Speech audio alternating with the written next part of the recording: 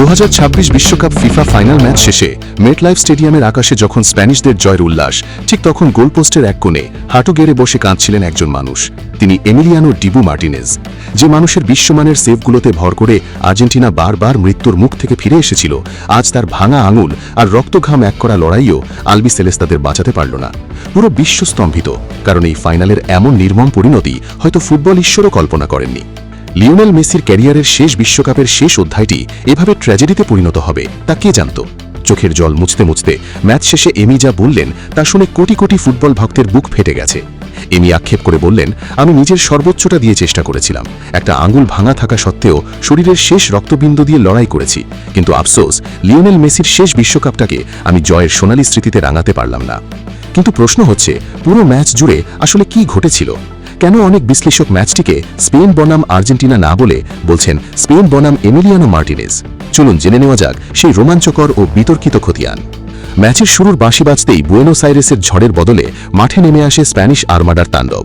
একের পর এক বিষাক্ত আক্রমণ চালিয়ে আর্জেন্টিনার ডিফেন্সকে তাসের ঘরের মতো গুঁড়িয়ে দিতে থাকে তারা। কিন্তু স্পেনের সেই ঝড়ের সামনে এক অদম্য হিমালয় পর্বত হয়ে দাঁড়িয়েছিলেন কেবল একজন, এমিলিয়ানো মার্টিনেজ। লামিন ইয়ামাল থেকে শুরু করে ফেরান তোরেসদের একের পর এক নিশ্চিত গোলের শট অবিশ্বাস্য দক্ষতায় বাজ পাখির মতো ঝাঁপিয়ে পড়ে রুখে দেন এমি।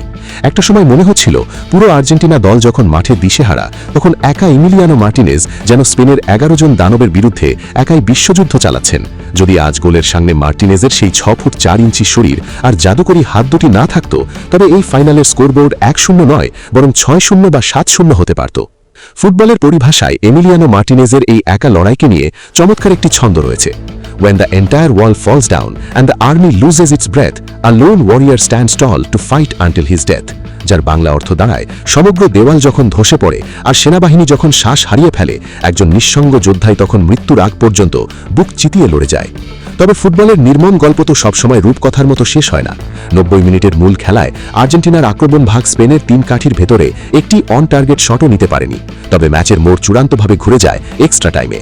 বিতর্কিতভাবে দ্বিতীয় হলুদ কার্ড দেখিয়ে এনজো ফার্নান্ডেজকে লাল কার্ড দিয়ে মাঠ থেকে বের করে দেওয়া হয়। তখন 10 জনের আর্জেন্টিনাকে চেপে ধরে স্পেন। অবশেষে 106 মিনিটে স্পেনের এক বিধ্বংসী আক্রমণ থেকে আসা ফেরান তোরেসের শট আর ঠেকাতে পারেননি এমি। বল জড়ায় জালে, আর সেই একমাত্র গোলই নির্ধারিত করে দেয় 2026 বিশ্বকাপের নতুন রাজ পরিবারকে। 1-0 গোলের জয় তুলে নিয়ে বিশ্বজয়ের দ্বিতীয় স্টার নিজেদের জার্সিতে লাগিয়ে নেয় স্পেন, আর চিরতরে ভেঙে খান খান হয়ে যায় লিওনেল মেসির শেষ বিশ্বকাপ ছোঁয়ার স্বপ্ন। তবে এই ফাইনাল কেবল এক দলের জয় আর অন্য দলের হারের গল্প নয়। এই ফাইনাল কলঙ্কিত হয়ে থাকবে নিম্নমানের ও বিতর্কিত রেফারিংয়ের কারণে। রেফারি যেন এই ম্যাচের আসল ম্যান অফ দ্য ম্যাচ বা প্লেয়ার অফ দ্য সিরিজ ছিলেন।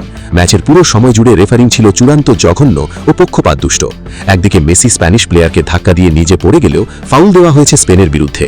অন্যদিকে এনজো ফার্নান্ডেজের লাল কার্ডটির কোনো উপযুক্ত কারণই খুঁজে পাননি বড় বড় ফুটবল বিশ্লেষকরা। শুধু তাই নয়, স্পেনের 2টি গোল কেন বাতিল করা হলো তারও কোনো স্পষ্ট উত্তর মেলেনি। পুরো ম্যাচটি যেন বিতর্ক আর নাটকে ভরপুর এক গোলকধাঁধা।